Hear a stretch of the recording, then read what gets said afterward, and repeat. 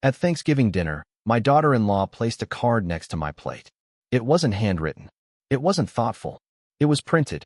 Thick paper, gold trim, clean edges. The kind of card you prepare in advance. I picked it up, and I read it. Family trip, clean the house while we're gone. I didn't look up. I didn't ask a question. I didn't even pause. I just folded my napkin, placed it beside my plate, and smiled. Because in that moment, something inside me became very clear. I wasn't part of this dinner. I was maintaining it. I'm glad you're here. Stay with me until the end, and tell me where you're watching from. Because what I did next wasn't loud, but it changed everything. The table looked exactly the way it always had. Roasted turkey at the center. Cranberry sauce in the same glass bowl I bought back in 1987. Mashed potatoes, smooth, butter melting slowly into the top. I had taken out the good china. Not because anyone asked me to. Because I remembered when it mattered. My name is Margaret. I'm 72 years old. And for most of my life, this table was where my family came together. Now, it was where I finally understood my place. Across from me sat my son, Daniel. 45. Successful. Quiet. He didn't look at me once. Not really. Next to him was his wife, Lauren. Perfect posture. Controlled smile. Efficient. She had always been efficient. Efficient at reorganizing my kitchen without asking. Efficient at replacing traditions with better systems. Efficient at making me feel unnecessary. Then there were the kids, Emily and Jack, sitting quietly, watching everything. Children always notice things adults pretend not to. Mom, did you make the stuffing from scratch? Daniel asked. Not how are you? Not you look nice. Just stuffing. Yes, I said softly. The same recipe your father loved. For a moment, there was a pause. Small, but noticeable. Then he nodded and looked back down at his plate. Lauren lifted her wine glass. Took a slow sip. We might not stay long tonight, she said casually. We've got plans this weekend. Of course you do. I smiled. That sounds nice. No one mentioned the card. Not Daniel. Not Lauren. Not even the children. But it sat there, right next to my plate. Quiet. Still. Louder than anything said at that table. I reached for my glass of water. Took a small sip. And that's when I noticed something else. No one was really talking to me. They were talking around me. Over me. Through me. Like I was part of the setting. Not the family. And that's when it settled in. Not like a shock. Not like anger. Something colder. Clearer. They didn't push me out. They just stopped making space for me. I looked down at the card again. Read the words one more time. Slowly. Carefully. Family trip. Clean the house while we're gone. Not a request. Not a conversation. A decision. And for the first time, I wasn't confused. I wasn't hurt. I wasn't even surprised. I understood. I had been slowly removed from my own life, one quiet moment at a time. I placed the card back on the table, exactly where it had been, perfectly aligned. Then I picked up my fork and continued eating. Lauren smiled, satisfied. Daniel relaxed, relieved. They thought that was the end of it, that I had accepted it, that I would stay exactly where they placed me. And I let them believe that, because sometimes the most powerful thing you can do is nothing at all. At least, not right away. The house felt different the next morning. Not louder, not messier, just emptier. I woke up at 5:30 a.m., the same way I had for decades. No alarm, just habit. For a moment, everything felt normal. That quiet space between sleep and memory, where nothing has gone wrong yet. Then I opened my eyes, and I remembered the card. I didn't get up right away. I just lay there, staring at the ceiling, watching the slow shadow of the ceiling fan move across it. Back and forth, like time, repeating itself. They're going on a family trip. I said it out loud this time, and hearing it made something settle deeper than I expected. Not shock, not anger, recognition. I sat up slowly, put on my robe, and walked into the kitchen. The smell of Thanksgiving was still there. Turkey, butter, cinnamon. But now it felt different. Not warm, not comforting, stale, like something already over. The sink was full, plates stacked unevenly, glasses with fingerprints still on them. A half-empty gravy boat pushed slightly to the side. I stood there for a long moment, not touching anything, because suddenly, I wasn't sure what I was looking at. My kitchen, or my responsibility. The card was still on the counter, exactly where I had left it. Of course it was. It wasn't meant to be taken. It was meant to stay, to remind. I picked it up again, ran my fingers along the edge, then read it. Slowly, Family trip, clean the house while we're gone. No, please. No, would you mind? No, thank you. Just instruction. I turned it over. Blank. Printed. Planned. That was the part that stayed with me. This wasn't said in the moment. It wasn't careless. It wasn't thoughtless. It was decided. Agreed on. I set the card back down exactly where it had been, aligned with the edge of the counter. Then I made myself a cup of coffee. Same mug. Same spoon of sugar. Same routine. Some things don't change, even when everything else already has. I carried the cup to the dining room. Sat down in my usual chair, the head of the table. That seat used to mean something. It meant I was the one who held things together, the one who remembered birthdays, the one who made sure there was always a place to come back to. Now, it just felt like a habit. I looked around the room. The polished wood, the framed photos. Daniel at 8 years old, missing his front teeth. Daniel at 18, standing next to his father, still looking at me like I mattered. I took a slow sip of coffee, and that's when it happened. Not suddenly, not dramatically, quietly, a realization sliding into place. I didn't lose my place in this house overnight. I gave it away, one quiet moment at a time. The first time I didn't say anything when Lauren rearranged my kitchen. The first time I smiled instead of correcting her. The first time I told myself, it's easier this way. It always starts like that. Small, reasonable, temporary, until it isn't. I set the cup down, looked at the empty chairs around the table, and for the first time, I didn't feel sad. I felt clear, because now I could see the pattern. They didn't push me out. They didn't argue. They didn't confront me. They just adjusted things. Slowly, quietly, until I no longer had a place at the center. I had become useful, but not necessary. Present, but not included. I leaned back slightly in my chair, hands resting in my lap, and for a brief moment, I asked myself something I hadn't dared to before. When did this become normal? No answer came, because the truth was, it didn't become normal all at once. It became normal because I allowed it to. I closed my eyes for a second, then opened them again. The room hadn't changed. The house hadn't changed, but something inside me had. Because for the first time, I wasn't trying to understand them. I was starting to understand myself. And once that happens, you don't go back.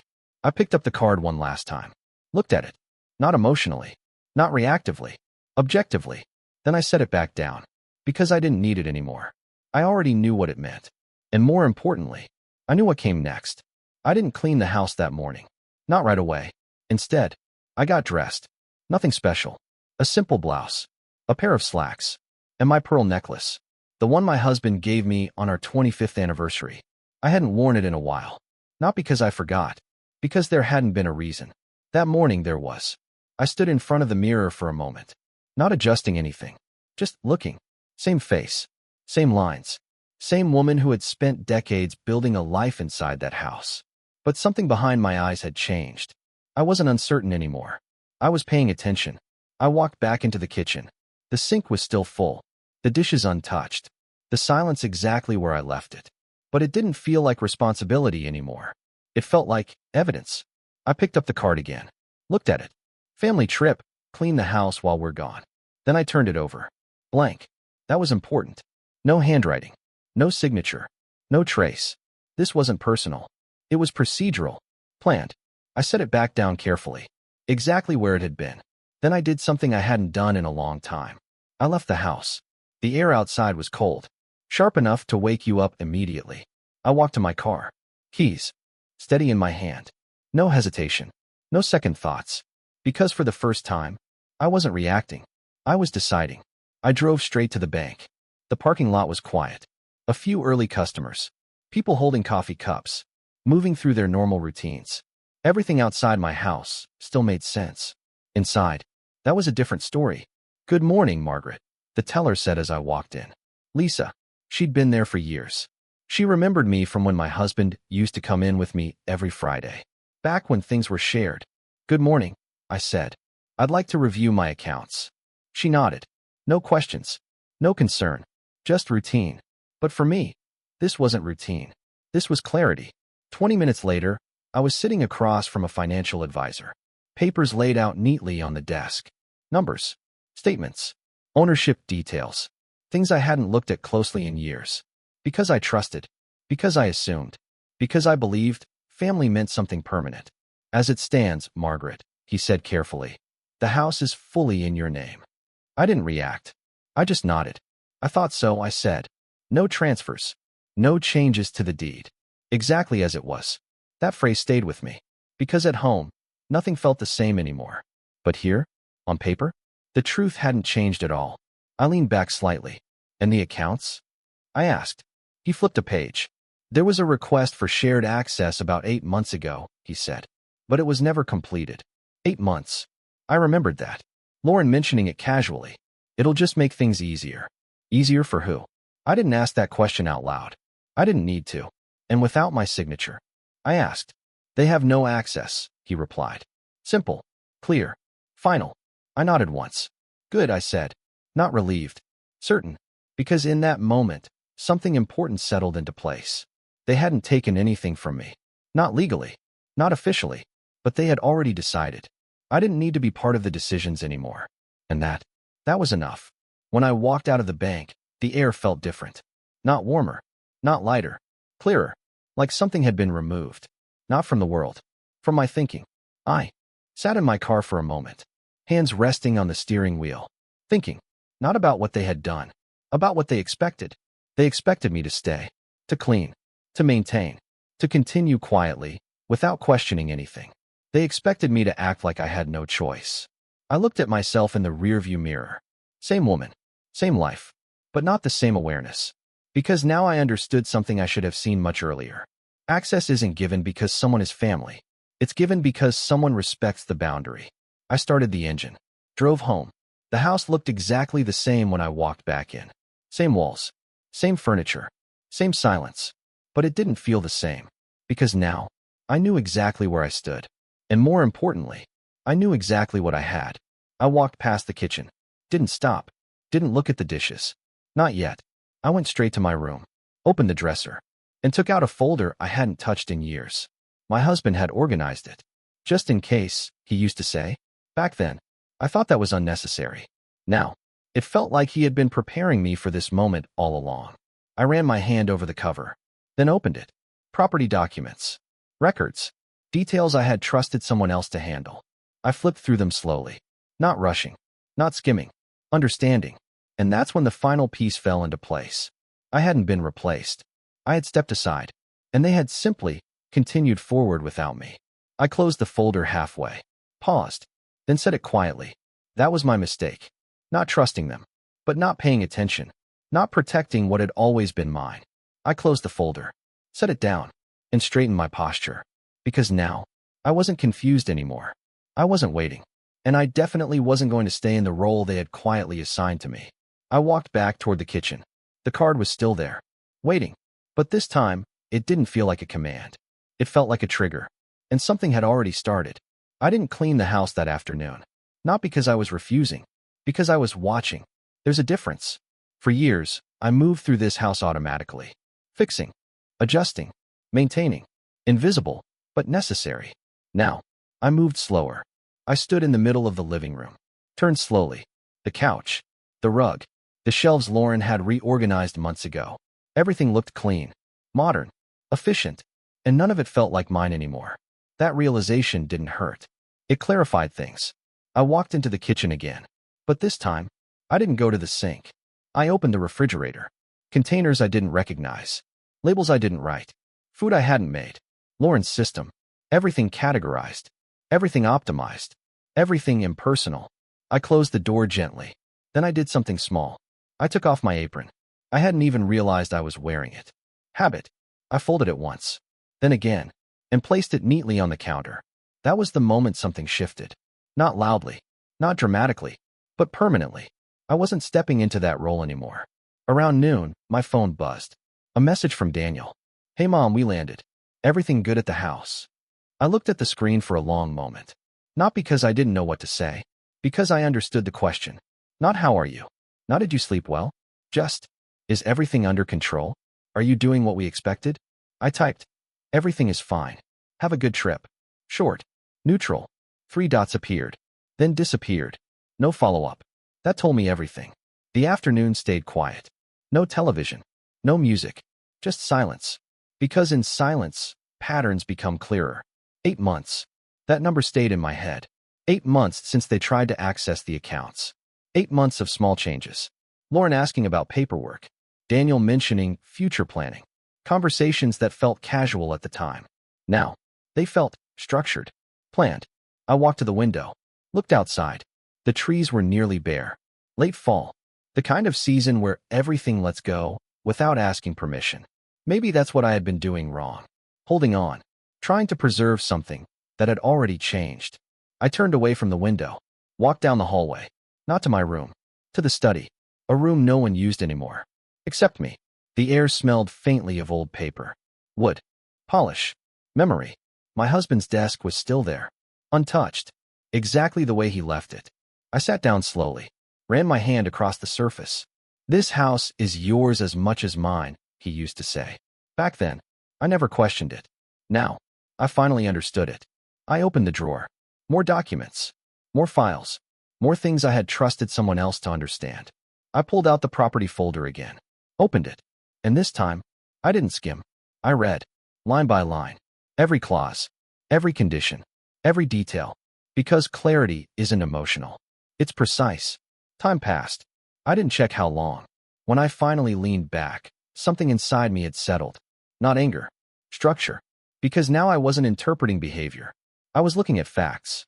And facts don't change depending on who's speaking. I closed the folder. But I didn't put it away. Not this time. I left it on the desk. Visible. Accessible. Because I wasn't avoiding this anymore. I was preparing. I stood up. Walked back into the hallway. The house still quiet. Still still. But it didn't feel empty anymore. It felt aligned. I went back into the kitchen. The sink still full. The counter still the same. The card still sitting there. I walked toward it. Picked it up. Looked at it again. This time, without emotion. Then I reached into the drawer. Took out a pen. And turned the card over. I didn't rush. I wrote slowly. One sentence. This house is not a service. I looked at the words for a moment. Then placed the card back on the table. Exactly where it had been. Front facing up. Message hidden. For now. Because timing matters. I turned off the kitchen light. Walked down the hallway. My steps steady. Controlled. Because the next time that door opened, I wouldn't be the same person they left behind. And they would feel that. Without me raising my voice. Without me explaining anything. Just by standing exactly where I belonged. The next morning, I didn't rush into anything. No sudden decisions. No dramatic changes. Just attention. That's what I had been missing all those years. Not strength. Not intelligence. Attention. I woke up at the same time. 5:30 a.m. But this time, I didn't lie there thinking about the card. I thought about patterns. Because once you see something clearly, you can't unsee it. I got dressed. Walked into the kitchen. Clean. Exactly as I had left it. Quiet. Exactly as they had left me. I stood there for a moment, letting that settle in. Then I made coffee. Same mug. Same routine. But not the same mindset. Around 8 a.m., my phone rang. Lauren. I let it ring once. Then twice. Not to make a point. To remind myself. I didn't have to rush anymore. Good morning, I said. Her voice came in bright. Polished. Hi, Margaret. Just checking in. Everything okay at the house? There it was again. Not how are you? Just, is everything functioning? Yes, I said calmly. Everything is in order. A slight pause. Then she smiled through her voice. I knew I could count on you. Of course you did. I didn't respond to that. Instead, I asked, how's the trip? Oh, it's beautiful, she said quickly. The kids love it. Daniel already wants to come back next year. Next year. Planned. Decided.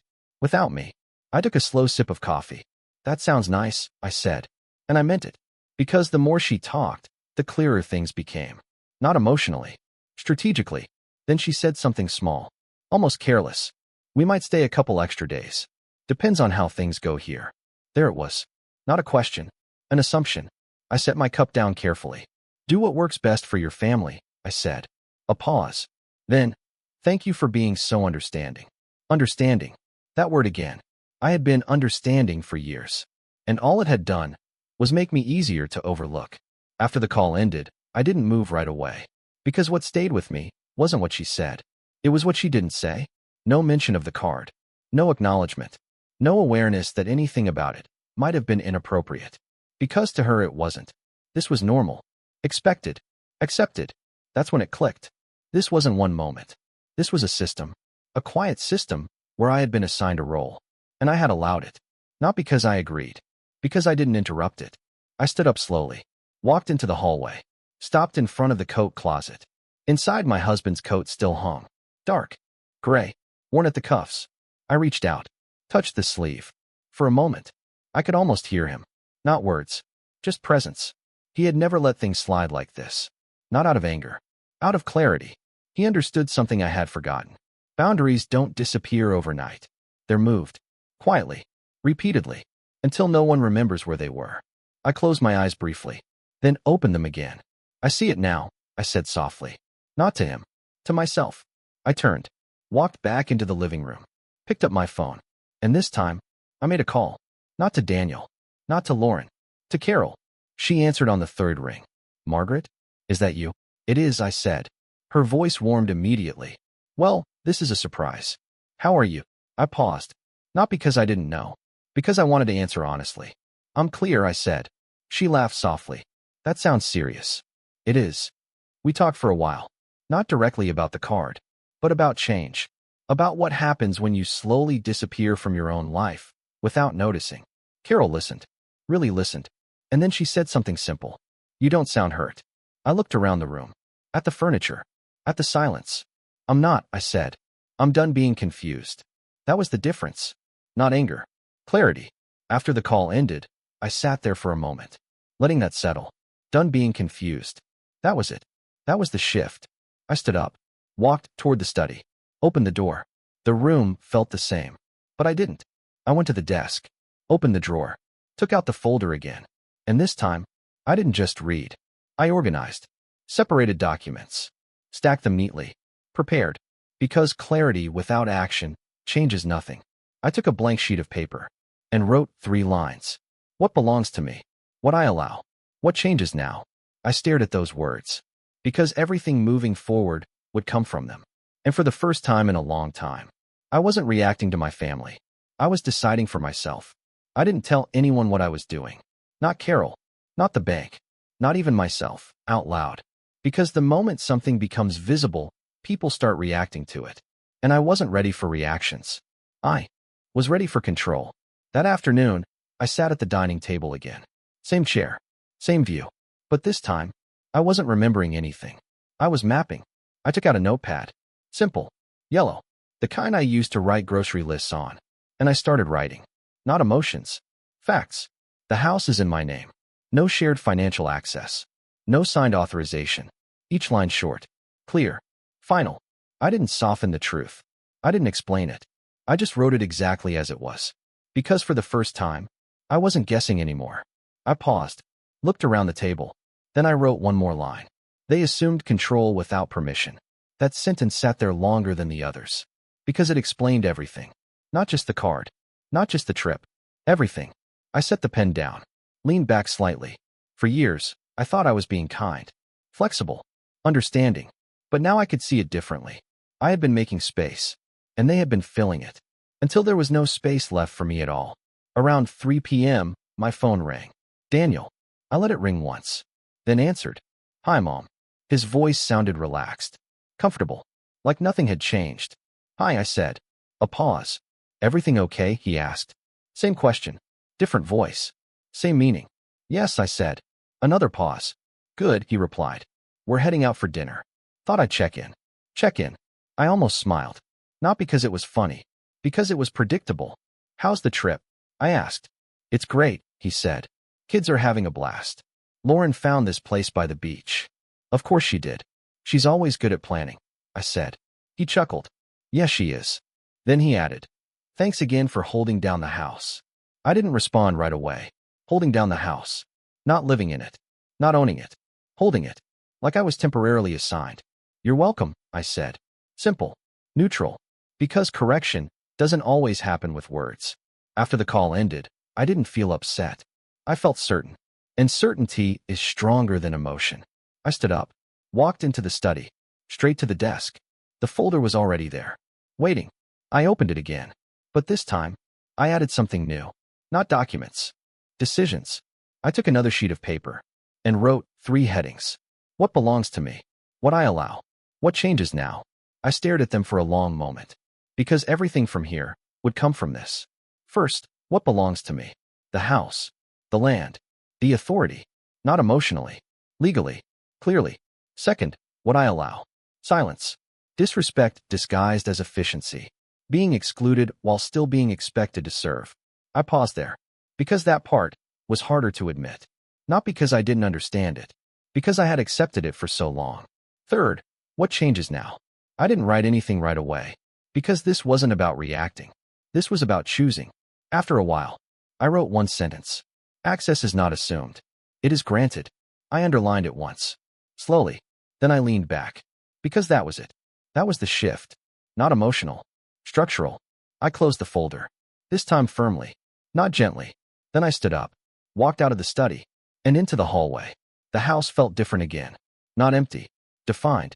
Like something invisible had finally been put back into place. I walked to the front door. Opened it. Stepped outside for a moment. The air was colder now. Late afternoon. The kind of cold that sharpens everything. I looked out at the street. Still. Unchanged. But I wasn't looking at the street. I was thinking ahead. They would come back. Relaxed. Happy. Expecting everything to be exactly as they left it. Clean. Maintained. Waiting. And I would be here. Calm. Polite. Unchanged on the surface. But underneath, everything had already shifted.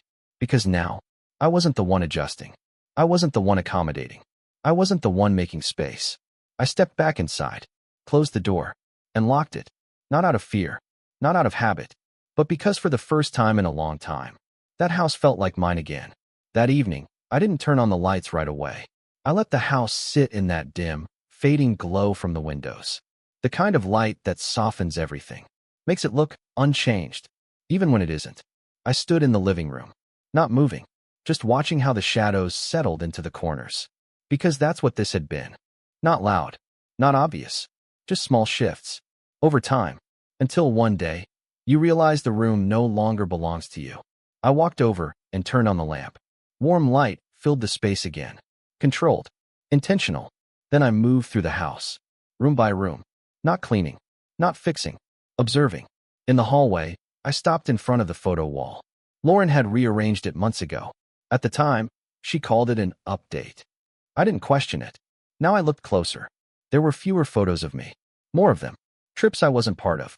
Moments I hadn't been invited to. It wasn't obvious. Not unless you were looking for it. But once you see it, you can't unsee it. I reached out and adjusted one of the frames. Not because it needed it. Because I wanted to feel something simple. Control. Then I stepped back. And for the first time, I didn't feel like I belonged on that wall anymore. And strangely, that didn't hurt. Because I wasn't trying to fit into their version of this family anymore. I walked into the living room. Lauren's magazines were still on the table. Travel. Interiors. Perfect family living. I picked one up. Flipped through it. Bright rooms. Smiling people. Everything clean. Everything effortless. That's the illusion. Effortless. Because someone else is doing the work. I closed the magazine. Placed it back exactly where it had been. Then I walked into the kitchen. The table was empty. Clean. Except for one thing. The card. Still sitting there. Exactly where I had left it. Waiting. Not for me. For them. I pulled out a chair. Sat down. Looked at it again. Not emotionally. Objectively. Because now it wasn't an insult. It was evidence. I reached into the drawer. Took out a pen. Turned the card over. And beneath the sentence I had already written, I added another line. Slowly. Carefully. And I am not here to maintain what excludes me. I didn't underline it. I didn't decorate it. I just let it sit there. Clear. Final. I placed the card back on the table. Exactly where it had been. Because this wasn't about hiding anything. It was about timing. Around 7 p.m., my phone buzzed. A message from Lauren. A photo. The kids on the beach. Daniel standing behind them. Smiling. The caption, "Family time," read hard. I looked at the photo carefully. Not with jealousy. Not with sadness. With clarity. Because now I could see it clearly. That picture wasn't missing me by accident. It defined the boundary. Who was included? And who wasn't? I didn't respond. I didn't need to. Silence, at the right time, says more than anything else. I stood up. Walked to the sink. Turned on the water. Not because there were dishes. Because I wanted to hear something steady. Something controlled. The sound filled the room. Consistent. Predictable. Unlike everything else. After a moment, I turned it off. Dried my hands. and walked down the hallway. I stopped at the front door, rested my hand on the handle. For years, this had been the place I waited. Waited for them to come home. Waited to feel included again. Waited to matter. I let go of the handle. Because I wasn't waiting anymore. I turned, walked back into the house. And this time, it didn't feel like I was moving through their space. It felt like I was standing in mine. I went into the study, opened the drawer, looked at the folder one more time. Not to check, to confirm. Everything was still exactly the same. Nothing had been taken. Nothing had been changed. Except me. I closed the drawer, locked it, then turned off the light. That night, I slept differently. Not deeper, clearer. Because for the first time, I wasn't thinking about what they had done. I wasn't replaying anything. I wasn't questioning myself. I knew exactly what had happened. I knew exactly what it meant. And I knew exactly what would happen next. They would come back. With stories. With smiles. With expectations. And I would be here. Calm. Polite. Unchanged on the surface. But underneath, everything had already shifted. Because they thought they left me behind. They thought I would stay exactly where they placed me. But they were wrong. I wasn't waiting anymore. I was ready. The next 2 days passed quietly. No interruptions. No surprises. Just silence. But this time, the silence wasn't empty. It was useful. I didn't rush into anything. No calls. No confrontations. Because moving too early means losing control. And I had just taken mine back. Instead, I paid attention. Not to big things. To small ones. The kind I used to ignore. I walked through the house again that morning. Same path. Living room. Kitchen. Hallway. But this time, I wasn't moving like someone who lived there. I was moving like someone who owned it. The thermostat had been adjusted. Lower than I preferred. Lauren's habit. Always optimizing. Always deciding what was better. The pantry had labels. Clean. Printed. Not mine. The laundry room had changed too.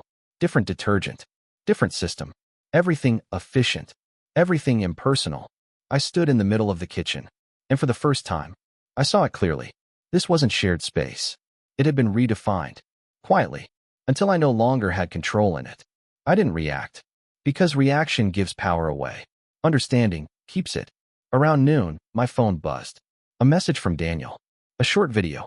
The kids laughing by the pool. Water splashing. Bright sunlight. At the end, his voice. Wish you were here, Mom. I watched it twice. Not because it moved me. Because I was listening for something else. Tone. There was no guilt. No invitation. Just habit. Something people say when they think they should. I set the phone down. Didn't respond. Then I walked to the table. The card was still there. Unmoved. Waiting. I sat down. Ran my fingers across the surface of the wood. This table had held everything. Birthdays. Holidays. Conversations that mattered. And now, it held a boundary. I turned the card over. Read the words I had written. This house is not a service. Then the second line. And I am not here to maintain what excludes me. I read them slowly. Not to remind myself. To confirm. Then I reached for another pen. And beneath those lines, I added one more. This ends when you return. I paused. Looked at it. Because that sentence wasn't emotional. It was structural. A line. Clear. Final. I turned the card back over. Placed it in the center of the table. Exactly aligned. Because this wasn't about hiding. It was about being seen. At the right time. That afternoon, I went into the study again. Not to think. To act. I opened the folder. Took out the documents. Then I made copies. Carefully. 1 page at a time. Because clarity matters. But proof changes outcomes. I placed the copies into a separate folder. Closed it. Set it aside. Then I took out a fresh sheet of paper. And wrote 3 things. Change locks. Review access points. Schedule consultation. I stared at the list. Not because I was unsure. Because I understood what it meant. This wasn't a reaction anymore. This was a reset. Around 4 p.m., my phone rang again. Lauren. I answered on the second ring. Hi, Margaret, she said brightly. Quick question. Did you get a chance to tidy the guest room? I forgot to mention it before we left. There it was. No hesitation. No awareness. Just expectation. I leaned slightly against the desk. Yes, I said. A pause. Then she smiled through her voice. I knew I could count on you. I didn't correct her. Not yet. Because correction was already in motion. After the call ended, I stood still for a moment. Not angry. Certain. Because now, everything had been confirmed. No misunderstanding. No exaggeration. Just truth. I walked back into the hallway, stopped at the front door, looked at it, not as an exit, as a boundary, because that's what this had become. Not just a house, a line, one that had been crossed, quietly, repeatedly, without permission. I reached for the lock, turned it slowly, listened to the click. Solid, final. Then I stepped back, because the next time that door opened, everything would be different. Not louder, not dramatic, but undeniable. They thought I was here to maintain things, to hold their place. But they forgot something simple. You don't assign someone a role in a place they own. I walked back to the kitchen one last time. The table, the card, the silence, everything exactly as it had been. But now, it wasn't waiting anymore. It was set. And so was I.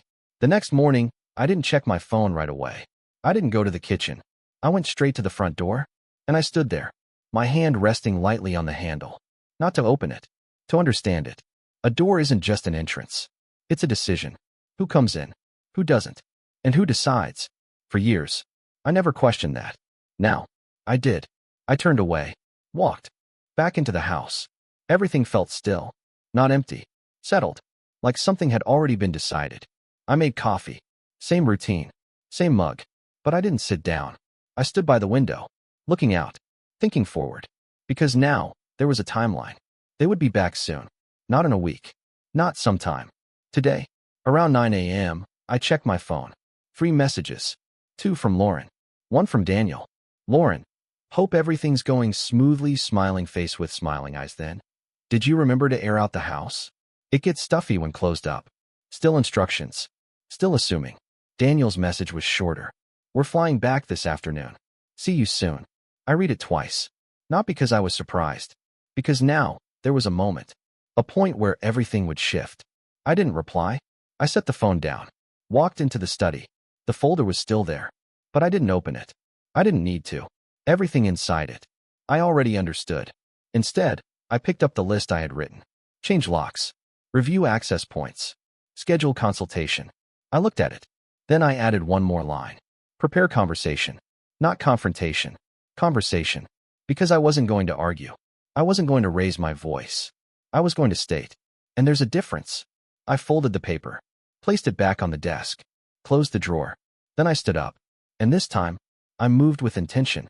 I walked to the cabinet near the front door. Opened it. Inside, spare keys. Old ones. And used. I picked them up. Turned them in my hand. For years, I handed these out without thinking. Family. Trust. Access. All things I believed were shared. Now, I saw it differently. Access isn't emotional. It's controlled. I placed the keys back. Closed the cabinet. Then I stepped outside. The air was colder. Sharper. I stood on the front steps. Looked at the house from the outside. It looked the same. Of course it did. Same walls. Same windows. Same door. But what people see and what exists inside are never the same. I walked back in. Closed the door. That afternoon, I didn't sit still. I moved. Room by room. Not cleaning. Reclaiming. In the living room, I adjusted the furniture. Not drastically. Just enough. The chair I used. Moved back to where it belonged. Not to the side. At the center. In the hallway. I changed one photo. Replaced a newer frame with an older one. One where we were all still together. Not divided. Not separated. Just present. In the kitchen, I cleared the counter. Removed what wasn't mine. Not throwing anything away. Just setting it aside. Each action was small. Quiet. But deliberate. Because space isn't taken in one moment. It's taken over time. And the same is true for taking it back. Around 5 p.m., my phone buzzed again. A group message. A photo. Suitcases. Airport terminal. Lauren smiling. Daniel behind her. Kids in front. Caption, heading home. Can't wait to relax, smiling face with smiling eyes, relax. That word stayed with me. Because to them, home meant comfort. Ease. Something waiting for them. To me now, home meant something else. Clarity. Boundary. Control. I didn't respond. I didn't need to. I walked back into the kitchen. The table was exactly as I left it. The card, still in the center. Perfectly aligned. Waiting. I picked it up one last time. Turned it over. Read my words again. This house is not a service. And I am not here to maintain what excludes me. This ends when you return. I held it there for a moment. Not questioning. Confirming. Then I placed it back. Centered. Exact. Because in a few hours they would see it. And when they did, they wouldn't be walking into the same house they left behind. They would be walking into something else. Something they didn't expect. Something they didn't prepare for. I turned off the kitchen light, walked down the hallway, and stopped once more at the front door. This time, I didn't touch the handle. I just looked at it. Because soon, it wouldn't just open. It would define everything that came next. The next day arrived quietly. No tension in the air. No warning. Just morning. I woke up before the sun. Not because I couldn't sleep. Because I was ready. I got dressed slowly. The same way I had the past few days. Simple. Calm. Deliberate. No hesitation. The house was exactly as I had left it. Clean. Ordered. Still. But it didn't feel like something waiting anymore. It felt set. I made coffee. Stood by the window. Watched the light come in. Everything outside moved normally. Cars. People. Routine. Inside. Everything had already changed. Around 10 a.m., my phone buzzed. Daniel. We just landed. Be home in about 40 minutes. I read it once. Set the phone down. No reply. 40 minutes. Not to prepare the house. To prepare the moment. I walked into the kitchen. Looked at the table. The card was still there. Centered. Exact. I adjusted it slightly. Not because it needed it. Because I wanted it perfect. Then I pulled out a chair. Sat down. Hands resting on the table. And I waited. No pacing. No checking the clock. Just stillness. At 10:42, I heard it. A car pulling into the driveway. Doors opening. Voices. Laughter. Familiar sounds. But they didn't land the same way anymore. The front door opened. Keys turned. The handle moved. They walked in like they always did. Fast. Talking. Carrying energy with them. Mom, we're back. Daniel called out. His voice was light. Unaware. The kids ran in first. Shoes hitting the floor. Backpacks dropped. Lauren followed. Sunglasses still on her head. Phone in her hand. Still mid-sentence about something from the trip. No one looked at me immediately. Because they didn't expect anything different. Wow. The house looks great, Lauren said casually. Glancing around. Of course it did. Thanks for taking care of everything, Mom, Daniel added. I nodded once. Of course. My voice was calm. Exactly what they expected. The kids moved past the kitchen. Already heading down the hallway. Lauren stepped in further. Finally looking at me. Everything went okay? She asked. I met her eyes. Yes. Short. Clear. She smiled. Satisfied. Then her eyes shifted. Down. To the table. To the card. She paused. Just slightly. Daniel followed her gaze. His expression changed. Not dramatically. Just enough. Because now they were seeing it. Not the way they left it. The way it was now. Lauren walked closer. Picked up the card. Turned it over. Silence. She read it once. Then again. Daniel stepped beside her. Lauren, he said quietly. She didn't answer right away. Then she handed it to him. He read it. Slowly. This house is not a service. His voice was lower now. And I am not. Here to maintain what excludes me. A pause. Then the last line. This ends when you return. The room shifted. Not physically, but in understanding. Lauren looked at me again. This time differently. What is this supposed to mean? She asked. Not angry. Not yet. Confused. I didn't rush. I stayed seated. It means exactly what it says, I replied. Daniel frowned slightly. Mom, we didn't mean. I raised my hand. Not abruptly. Just enough. You don't need to explain what you meant, I said. Because I already knew. Lauren crossed her arms. A small movement. But telling. We just asked you to help out, she said. Help. That word again. I nodded. Yes. You did. Silence. Because now, they were waiting. Waiting for me to stay where they had left me. But I didn't. I stood up slowly. Not to confront. To reposition. Now I wasn't seated. I wasn't waiting. I was standing. In my space. I've taken care of the house, I said. That part was true. But going forward, I paused. Not for effect. For clarity. Things will be handled differently. Daniel looked at me. Trying to understand. Lauren didn't move. Differently how? She asked. I held her gaze. Access is not assumed, I said. It's granted. No raised voice. No emotion. Just statement. Silence filled the room. Because this wasn't the conversation they expected. This wasn't the version of me they left behind. And for the first time, they could see that clearly. The house hadn't changed. The table hadn't changed. The routine hadn't changed. But I had. And that was the part they hadn't prepared for. No one spoke for a few seconds. Not Daniel. Not Lauren. Even the house felt still. like it was waiting to see what came next. Daniel set the card down slowly, not in the center, slightly off, like he didn't know where it belonged anymore. "Mom," he started, then stopped, because whatever he was about to say didn't fit the moment. Lauren didn't sit. She stayed standing across from me, arms loosely crossed, not defensive, but not relaxed. She let out a small breath. "Margaret, this feels like a lot over a simple note." There it was. Not denial. Minimization. I looked at her. Calm. Direct. "No," I said. Then, steady, "I'm not upset." A pause. "I'm just done ignoring it." That landed. Because that's the difference people don't expect. When you're no longer emotional, you're no longer easy to dismiss. Daniel rubbed his forehead. "Mom, we didn't think this would upset you this much." I shook my head slightly. "It didn't upset me," I said. "It clarified things." Silence again. Because clarity is harder to argue with than emotion. Lauren shifted her weight. "It was just practical," she said. "The house needed to be maintained while we were gone." Maintained. I glanced around the kitchen. Clean. Ordered. Exactly how they expected. "Yes," I said.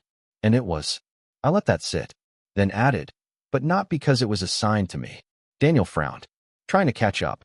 "What are you saying?" he asked. I took a step forward. Not aggressive. Just present. "I'm saying this house is mine," I said. Not louder. Just clearer. "And the way you both spoke to me." I paused. "Assumed something that isn't true." Lauren's expression tightened. "We didn't assume anything," she said. I held her gaze. "You did."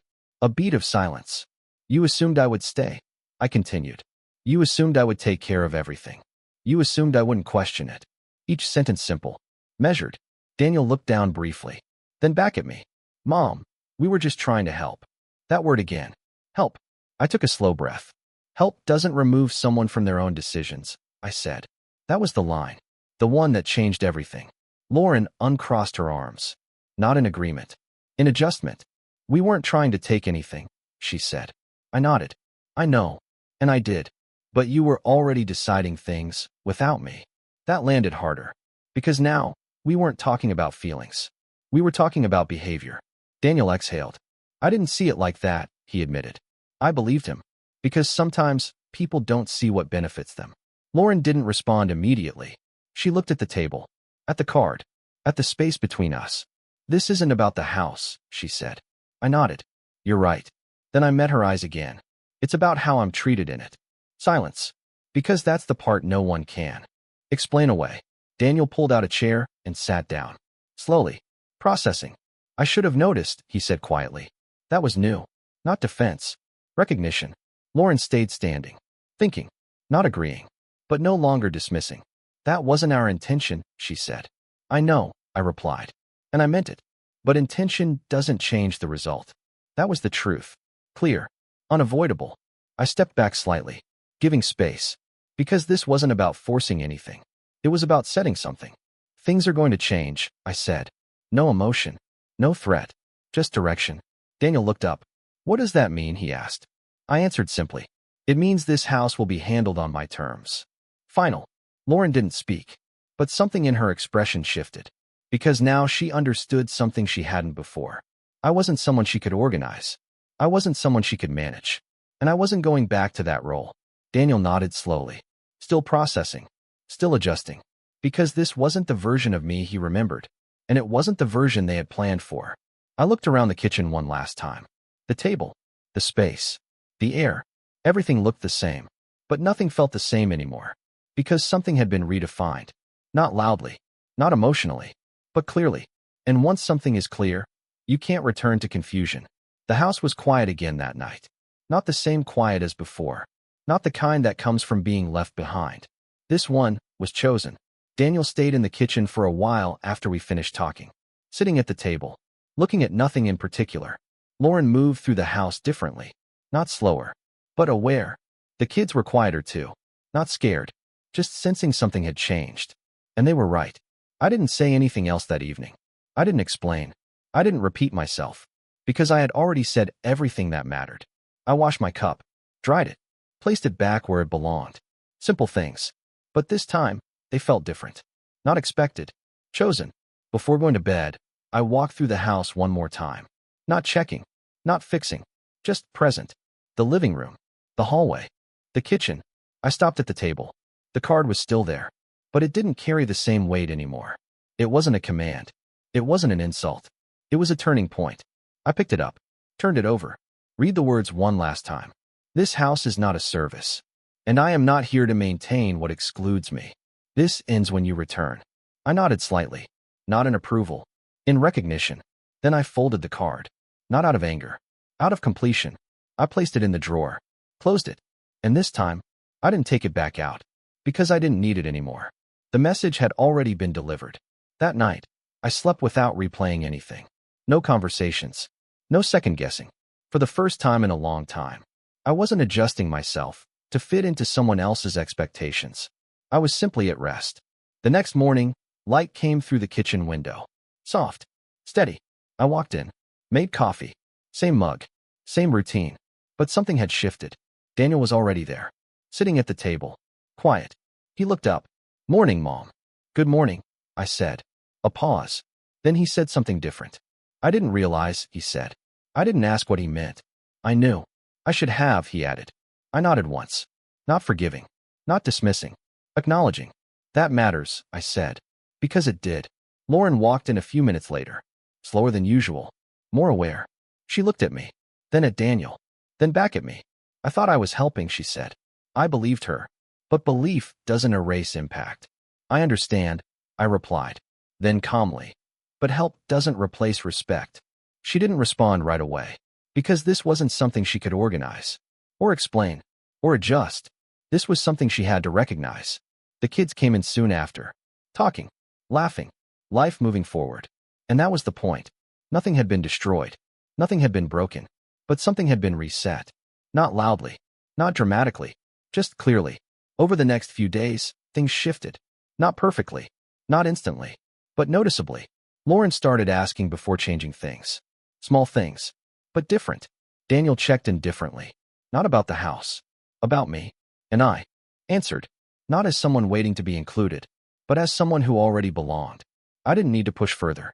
I didn't need to prove anything, because the balance had already changed. One moment, one decision. That's all it took. Because in the end, this was never about the trip, or the card, or even the words. It was about something much simpler.